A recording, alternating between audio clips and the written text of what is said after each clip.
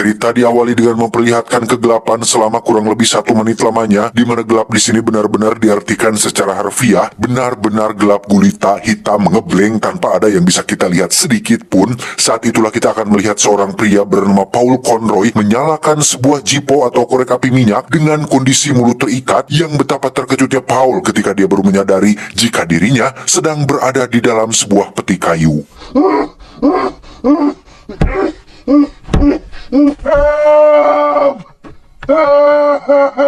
Setelah beberapa menit teriak minta tolong dan mencoba mendobrak peti kayunya, Paul faktanya harus terjebak di sana tanpa tahu apa yang telah terjadi pada dirinya. Tak lama Paul pun mendengar ada handphone bergetar yang ketika dia lihat ternyata itu bukanlah handphone miliknya, melainkan handphone milik orang lain entah siapa, tapi dari bahasanya jelas bahwa handphone tersebut milik seseorang yang berasal dari negara Timur Tengah.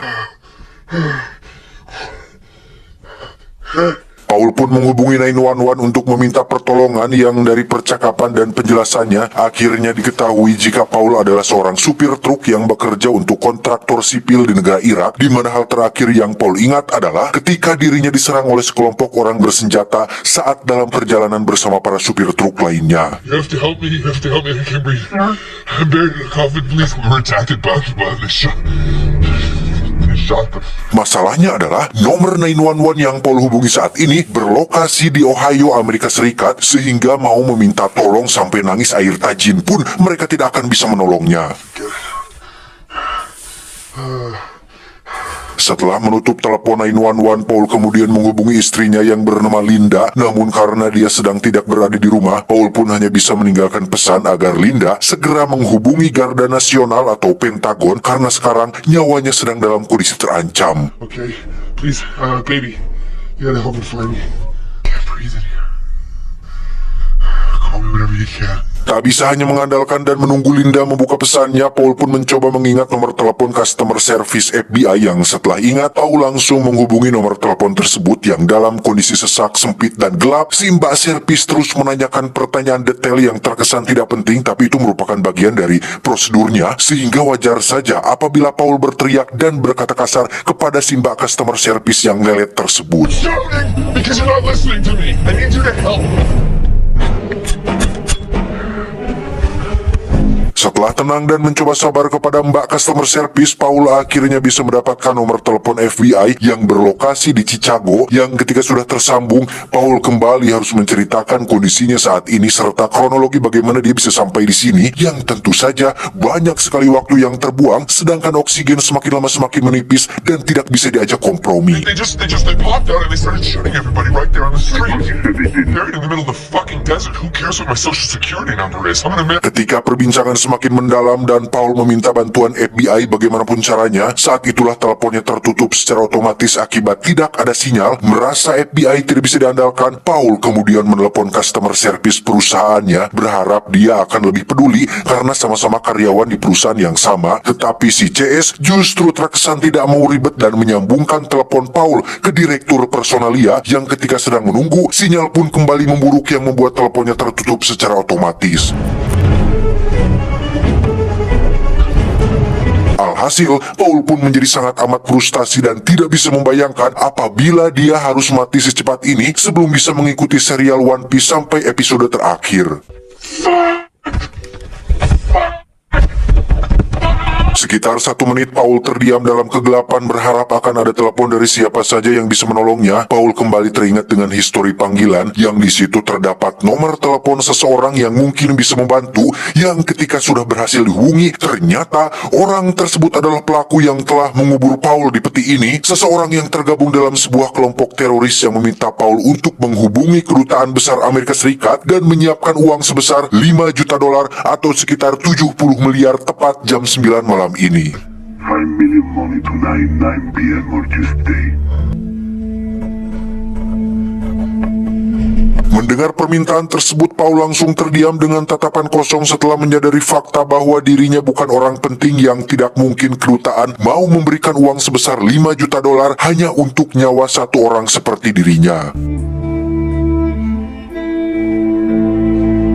Beberapa menit kemudian, Paul terlihat sedang melihat setiap sudut dari peti tersebut, berharap ada celah yang bisa membuatnya keluar dari peti kayu ini. Saat itulah pikiran terbesit untuk kembali mencoba menghubungi institusi yang lebih besar, yakni Departemen Negara Amerika Serikat. Tetapi karena dirinya tidak punya nomor telepon untuk dihubungi, Paul pun menelepon sahabat baik istrinya yang bernama Donna, yang kebetulan dia masih ingat dengan nomor teleponnya tersebut. Paul pun berhasil menghubungi Donna dan langsung memintanya untuk mencari nomor telepon Departemen Negara di Google, di mana kita yang menonton akan sedikit dibuat kesal ketika Donna mengatakan bahwa dirinya sedang belanja di supermarket dan agak malas untuk membuka internet, yang hal itu sangat-sangat membuat Paul ingin berkata kasar dan berteriak, mengingat kondisi daruratnya saat ini jauh lebih penting dibandingkan belanja di supermarket. Everything's not alright, just look up the number for me. Yell at I'm not... You stupid... cunt! Paul pun mencoba untuk tetap tenang dan mencoba memberi pengertian kepada Donna tentang kondisinya saat ini, di mana akhirnya Donna pun dibukakan hatinya untuk mau sebentar saja mencari nomor telepon Departemen Negara, sehingga Paul mengakhiri percakapan tersebut dengan kata yang cukup memuaskan. 202. 202, okay, fuck you. Paul pun akhirnya berhasil terhubung ke Departemen Negara dan untuk kesekian kalinya kembali menjelaskan secara detail mengenai kondisi dan kronologinya bisa sampai di sini, di mana ibu dari Departemen Negara tersebut menolak untuk membayar uang tebusan sebesar $5 juta sesuai peraturan pemerintah yang tidak memperbolehkan siapapun untuk bernegosiasi dengan teroris, sehingga si ibu pun mencarikan solusi dengan menyambungkan Paul kepada seorang komandan grup pencarian Sandra yang berada di Irak. Lady, I'm gonna f***ing die in here. Understand that? There's little we can do from Washington. So that's it. I'm Well, you need to contact Dan Brenner right away. Komandan tersebut bernama Dan Brenner. Dia sudah mengetahui insiden yang dialami oleh Paul, sehingga Paul tidak perlu lagi menceritakan kondisinya saat ini. Brenner dan tim nyatanya sedang melakukan pencarian kepada para korban atau para supir truk termasuk Paul, sehingga Paul diharapkan untuk tetap tenang dan menghemat baterai handphonenya supaya mereka bisa tetap melacak arah sinyal lokasi tempat Paul saat ini. That's what he said. Alright, that doesn't give us a whole lot of trying to find anything in there that might indicate where that coffin was made. Tak lama muncullah telepon dari si teroris mengatakan jika waktunya tinggal 2 jam lagi untuk memberikan uang tebusan, tetapi setelah Paul menjelaskan bahwa pemerintah Amerika menolak memberikan uang sebanyak itu, yang pada akhirnya si teroris pun menurunkan uang tebusannya menjadi $1 juta dan menyuruh Paul untuk membuat video tebusan menggunakan kamera di ponselnya, dan jika uang tersebut sudah diterima, si teroris berjanji akan segera melepaskan Paul dari peti kayu tersebut.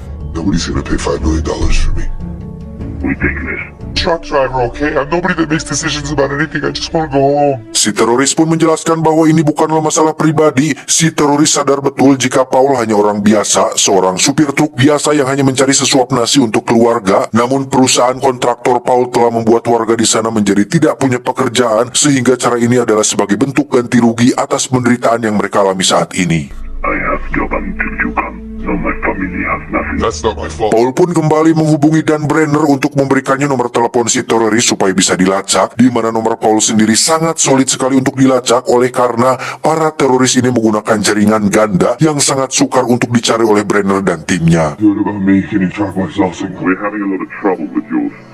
Ketika Paul mengatakan bahwa dirinya akan membuat video tebusan, Brenner pun menyarankan agar Paul jangan lakukan hal itu karena yang para teroris inginkan bukan hanya uang, melainkan ada sebuah rencana tersembunyi yang jika video tersebut meluap ke media, maka hal ini akan menjadi masalah internasional yang akan merembet menjadi masalah kenegaraan dan politik.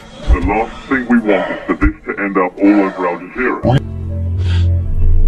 Intinya, video tersebut bisa saja disalahgunakan untuk kepentingan politik, sehingga Paul yang menganggap bahwa Brenner hanya peduli pada urusan politik dan internasional pun merasa bahwa nyawanya tidak berharga dan mereka semua hanya mementingkan urusan politik saja. We're doing the best. No, you're not! You're not! Okay, calm down. Brenner pun mencoba menenangkan Paul untuk tidak memikirkan hal-hal yang tidak penting dan tetap fokus untuk menghemat oksigen dan baterai handphonenya. Paul pun bertanya tentang berapa banyak kasus yang seperti ini sudah terjadi. Brenner pun menjawab sering, dan berapa banyak yang berhasil ditemukan. Brenner pun menjawab tidak banyak. How many? Not many. Tak lama si teroris pun menelepon menanyakan apakah Paul sudah membuat video tebusan atau belum, di mana Paul dengan lantang menolak permintaannya sesuai dengan perintah dari si Brenner. Beberapa menit kemudian, Paul pun menemukan sebuah senter dan light stick yang terletak di dekat kakinya, yang karena tak ingin sendiri dalam keheningan, Paul pun menelepon ibunya kalau dia tidak akan bisa bertemu lagi dengan keluarganya. This might be the last time that I talk to you. Kesedihan begitu terasa tatkala ibunya menceritakan tentang hadiah bunga yang Paul kirimkan minggu lalu, di mana pada titik ini Paul sampai meneteskan air mata karena dirinya sadar betul jika hidupnya saat ini benar-benar sedang di ujung tanduk apabila Brenner dan timnya gagal menemukan lokasi di mana dirinya terkubur. Tak lama muncullah pesan gambar dari si teroris yang di situ ada seorang wanita yang merupakan sahabat Paul sesama supir truk di perusahaan kontraktor tersebut, yang apabila Paul tidak membuat video tebusannya, maka sahabatnya tersebut akan ditembak mati saat itu juga. Dengan terpaksa, Paul pun membuat video tebusannya lalu mengirimkannya kepada si teroris, lantas dirinya pun tertidur lelap karena kelelahan dan kurangnya oksigen di dalam peti kayu tersebut. I need $1 million by 9 o'clock tonight. Baghdad time. Beberapa saat kemudian, Paul pun terbangun ketika merasakan ada sesuatu yang merayap di dalam pakaiannya, yang ternyata itu adalah seekor ular yang masuk melalui celah peti kayunya, yang dengan menggunakan minuman alkohol yang dibawanya, Paul pun berhasil mengusir keluar ular tersebut dari dalam peti kayunya. Tak lama Paul pun mendapat pesan berupa video yang isinya adalah sahabat wanitanya yang tadi sempat diancam akan dibunuh. Sama seperti Paul yang dimintai uang tebusan, si sahabat pun gagal meminta tebusan kepada pemerintah sehingga dia harus mati, yang sebelum dia mengalaminya, si sahabat pun berkata bahwa dirinya masih punya 2 anak yang harus dibiayai dan tidak tahu apa-apa tentang alasan kenapa dirinya harus berakhir di tempat tersebut. Dan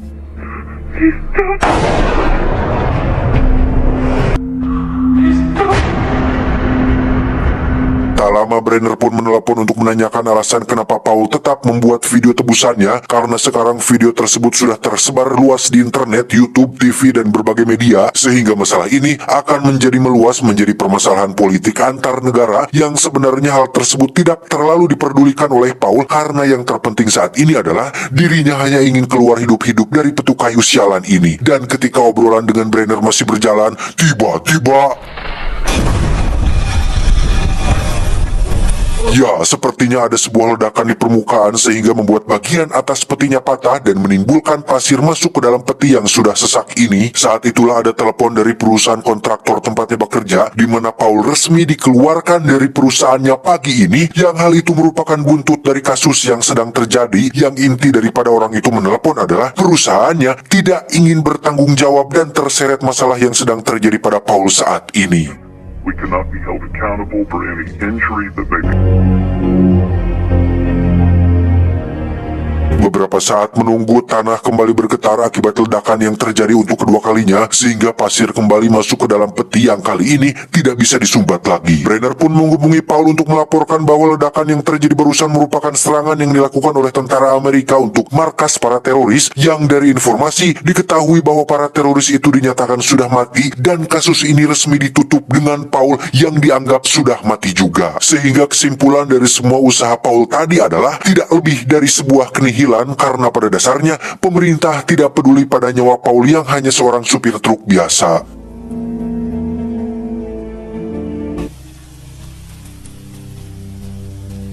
Dengan ditutupnya kasus ini, Brenner dan tim pun tidak punya wewenang dan perintah lagi untuk melakukan pencarian, sehingga dengan terpaksa Brenner harus pergi meski dia sadar jika Paul masih berada atau hidup di dalam peti tersebut. Sekarang sudah benar-benar tidak ada lagi peluang Paul untuk bisa keluar dari sini hidup-hidup, sehingga di detik-detik kematiannya, Paul pun membuat sebuah video terakhir yang akan dia kirimkan ke Linda istrinya, berharap dia dan anaknya melihat perjuangan sang ayah atau seorang suami yang rela mencari uang ke negeri asing hanya untuk sesuap nasi untuk keluarganya.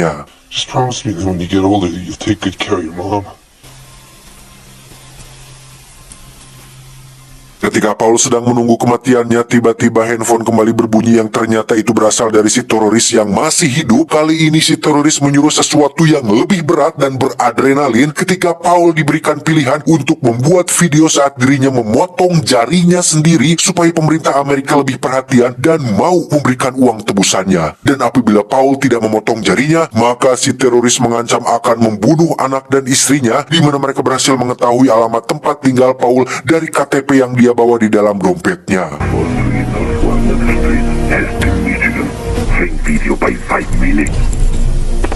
Setelah semua usaha keras dan kondisi sulit yang dialaminya, Paul pun harus mengumpulkan keyakinan untuk menahan rasa sakit ketika jarinya dipotong oleh sebuah pisau kecil yang sebelumnya memang sudah dimasukkan ke dalam saku celananya. Yang meski masih ragu, Paul pun nekat memotong jarinya sendiri dan mengirimkan video tersebut kepada si teroris.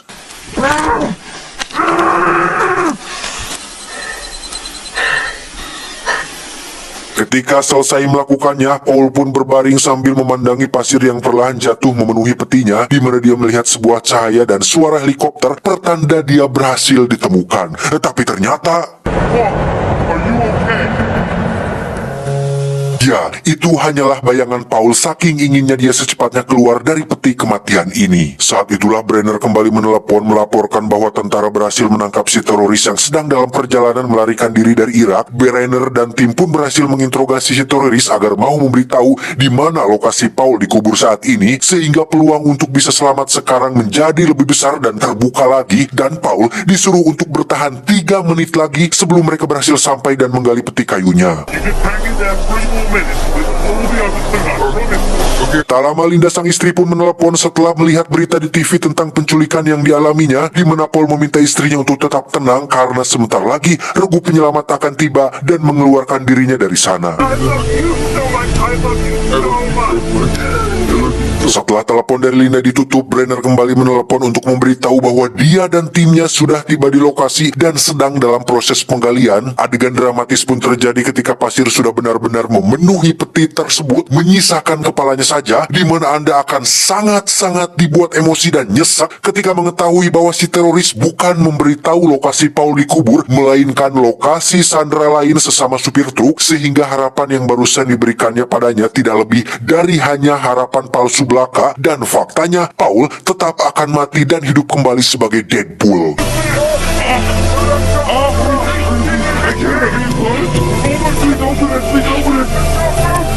It's Mark White. He brought us to Mark White. Tamat ending yang teramat sangat